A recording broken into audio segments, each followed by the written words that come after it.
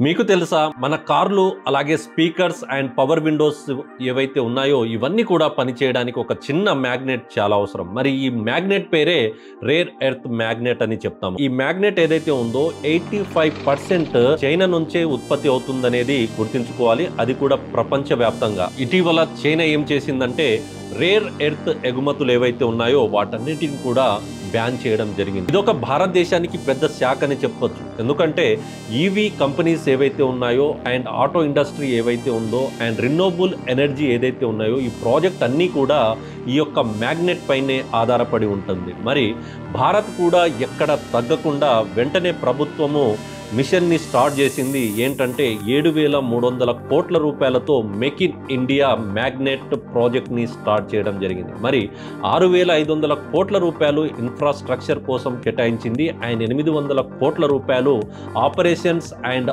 R&D కోసం కేటాయించడం జరిగింది. ఇప్పుడున్న డిమాండ్ చూసుకున్నట్లయితే సంవత్సరానికి 4,000 టన్నులు అండ్ రాబోయే రోజులు కొన్ని సంవత్సరాల్లోనే 8,000 టన్నులకు పెరుగుతుందని గుర్తుంచుకోవాలి. అందుకే దేశంలోనే 6,000 టన్నులకు ఉత్పత్తి సామర్థ్యం చేసే విధంగా లక్ష్యం పెట్టుకుందని మనం చెప్పొచ్చు.